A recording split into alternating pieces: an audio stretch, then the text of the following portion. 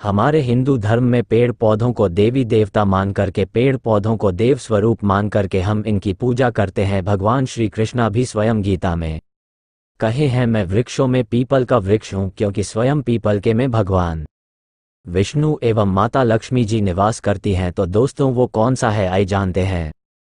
प्रथम है शमी का। शमी के वृक्ष के बड़े में ध्यान से सुनिएगा तो शनि का माता पार्वती के एवं भगवान भोलेनाथ जी का मिश्रित स्वरूप कहा जाता है। इसलिए दोस्तों शमी के वृक्ष को उमा महेश्वर वृक्ष भी कहा जाता है। प्रति एवं भगवान भोलेनाथ जी का वास समझा जाता है। सावन के महीने में गोदली बेला प्रदोष कल के समय, अर्थात दोस्तों जब ना ही दिन हो और ना ही रात, अर्थात संध्या काल के समय, तो इस वृक्ष को संध्या काल के समय में, गोभी बेला में या फिर प्रदोष समय में इस वृक्ष को चुने से पाप दोष कष्ट एवं परेशानियां केवल सावन के महीने में चुने मंत्र से समाप्त हो जाती है। दोस्तों सावन के पवित्र महीने में अगर शनि वृक्ष की जड़ पर कच्च दूध डाला जाए तो भगवान शिवा शीघ्र ही प्रसन्न होते हैं एवं माता पार्वती का देर आशीर्वाद हासिल होता है। दोस्तों शमी के वृक्ष का महत्व कुछ इस तरह से है। भगवान राम रावण पर आक्रमण करने कि पूर्व भगवान राम ने शमी वृक्ष की पूजा की थी और पांडवों ने अपने दिव्य हथियार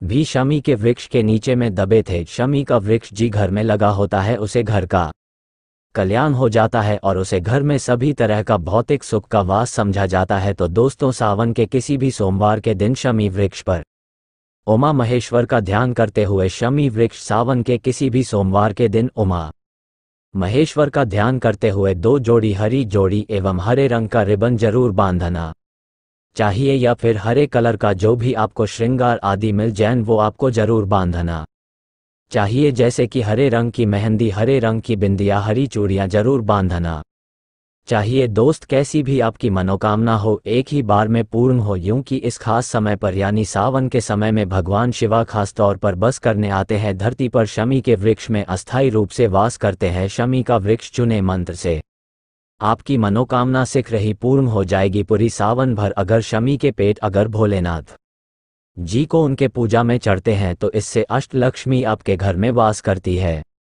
आपके घर में कैसी भी गरीबी हो, दर्द ना हो, दुख हो, परेशानी हो, गरीबी हो, बीमारी हो, सब समाप्त हो जाती है और पूर्ण रूप से आपके घर में भौतिक सुख एक करके निवास करने लगता है। दोस्तों दूसरा वृक्ष है धतूरे का वृक्ष। धतूरे का वृक्ष भगवान भोलेनाथ के उग्र रूप काल भैरव के अंश से उत्पन्न हुआ है। ऐसी मान्यता है कि शिवलिंग पर धतूरे के पेट या पुष्प फल चढ़ाने से राहु केतु एवं शनि के को प्रभाव समाप्त होते हैं। धतूरे के वृक्ष पर सावन के किसी भी सोमवार के दिन अगर 2 जोड़ा हरी चूड़ी बंधे तो शत्रुओं से छुटकारा मिलता है एवं शत्रुओं का सर्वनाश होता है। और दोस्तों सावन सोमवार के दिन धतूरे का वृक्ष चुने मंत्र से भगवान शिवा आपके घर में दौड़े चले आएंगे। 2 अगर सावन के किसी भी शनिवार के दिन धतूरे के वृक्ष पर बाबा कल भैरव का ध्यान करते हुए हरी चूड़ी अगर बंधी जाए तो घर से भूत प्रेत बढ़ाएं सब नष्ट हो जाती है, भस्म हो जाती है। एवं छोटे से धतूरे की जड़ अगर घर की किसी भी कोनी में छुपा दिया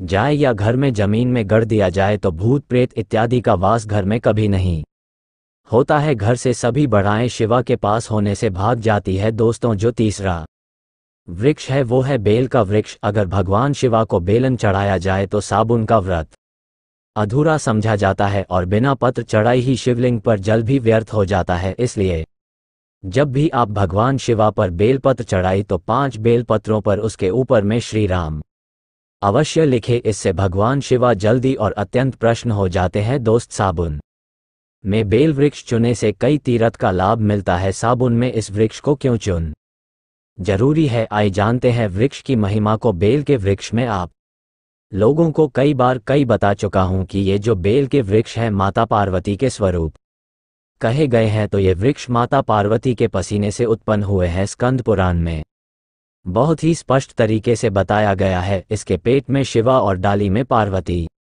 जड़ में ब्रह्मा एवं तानी विष्णु जी स्वयं रहते हैं। संध्या काल में ऐसा समझा जाता है कि शिवा मंदिर के समीप में जो पेच के वृक्ष हैं इसके नीचे में अगर कोई भी मानव अगर सावन में शाम के समय, वैसे तो इसे डेली जालना, परंतु अगर सावन के पवन दोनों में शाम के समय अगर भगवान शंकर जी का कोई भी शिवा मंदिर है तो उसके किनारे में जो कोई बेल का वृक्ष हो वहां पे बिल्कुल आप एक घी का दीपक जल दीजिए, इसे बहुत ही उत्तम कहे गए हैं। वैसे अगर आप भी का दीपक जलते हैं तो आपको धन गण एवं परम शिवा भक्ति की प्रताप होती है। दोस्त, इस वृक्ष को चुने से बाद तत्काल नष्ट हो जाते हैं, ऐसा भी आपके जीवन में आपको दूर हो जाते हैं। तो आपको करना क्या है, देखिए जो बेल के वृक्ष हैं इसे बहुत ही उत्तम कहे गए हैं। माता लक्ष्मी को भी बेल के वृक्ष का अवतार लेना पड़ा था। एक कथा के अनुसार इसके बड़े में एक कथा भी बता दूंगा कि क्यों माता लक्ष्मी को बेल के रूप में बेल के वृक्ष में अवतरित होना पड़ा था। मैं इसके बड़े में भी एक कथा भी आपको बता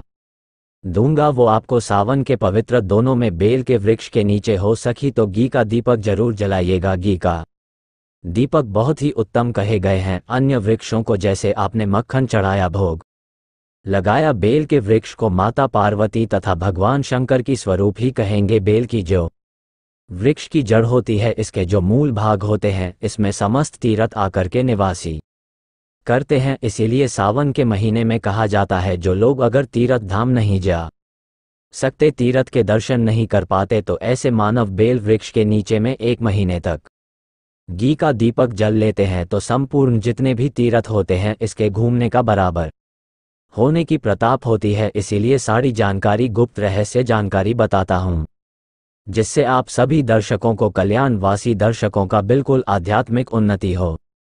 सभी को धन की जरूर नहीं होती, किसी को पुण्य की प्रताप की जरूर होती है। कोई आध्यात्मिक उन्नति करना चाहते हैं, इसीलिए इस तरह की छोटे छोटे गन भरे रहस्य जानकारी वीडियो बता देता हूं। दोस्तों, अब करना क्या है, सावन की शुभ मंगल दोनों में इस वृक्ष को चुन है माता पार्वती से प्रार्थना लगाना है कि है माता पार्वती, आप ही शक्ति है, लक्ष्मी है, धन की देवी है, आप ही संसार को चलने वाली देवी है। इस तरह से प्रार्थना करते हुए इस वृक्ष को चुन है और बोलना है, मेरी गरीबी मिटाए माता, मेरी निर्धनता को मिटाए, मेरे जीवन में चल रही परेशानियां, सारी परेशानियां को दूर करें। इस तरह प्रार्थना करते हुए आपको 1 कपूर और 1 लौंग को भी जल देना है और 1 कम जरूर करना है। जलन के बाद इस वृक्ष को आपको बोलना है कि मैं भूख स्वरूप आपको धतूरे के पेट एवं धतूरे के फल समर्पित करूं, आप स्वीकार करें। दोस्तों, इस वृक्ष की जड़ के नीचे में भी आपको सूर्य के फल एवं पुष्प को, पुष्ट है तो कुछ भी रख सकते हैं, फिर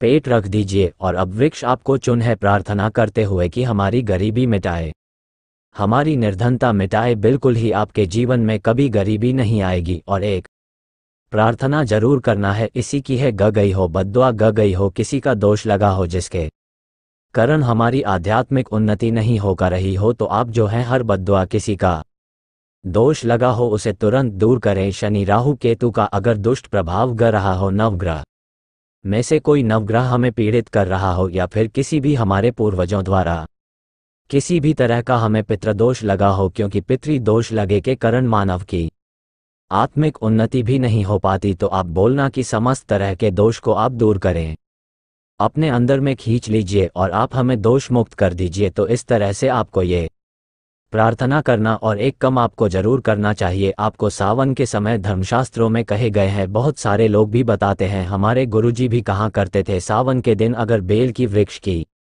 जड़ में मिश्रित युक्त मिश्री, जो मिश्री आए है खड़ी खड़ी, आप सभी दर्शकों को जरूर पता होगा शक्कर टाइप की होती है, तो आपको मिश्री डाला हुआ दूध अगर आप इनकी ज्यादा में डालते हैं तो ऐसा कहा गया है कि ऐसा मानव कभी निर्धन नहीं होते। ऐसे मानव के जीवन से किसी भी तरह से अगर लक्ष्मी रुष्ट हो चुकी हो, दुष्ट दूर हो जाते हैं। ऐसे मानव परम लक्ष्मी भी एन होती है, ऐसे मानव के जीवन में धन का अभाव नहीं होता, ऐसे मानव फिर निरोग रहते हैं, निरोगगाया हासिल होते हैं। आप चाहते हैं तो यही क्रिया नेम के वृक्ष पर भी कर सकते हैं। नेम की वृक्ष पर माता लक्ष्मी निवास करती है, समस्त देवी शक्ति निवान के वृक्ष में अगर अंबे के में आपको दूध डाल करके इनके अंदर इन्हें जो है अभिषेक करना चाहिए, इनकी डालना चाहिए, परंतु आपको मीठा दूध ही डालना है। मिश्री मिला हुआ दूध आपको चढ़ाना है, इनकी जड़ में डालना है और गरीबी मिटाने की प्रार्थना करना है। या फिर जो लोग कर्ज का भर है वो लोग बोल सकते हैं कि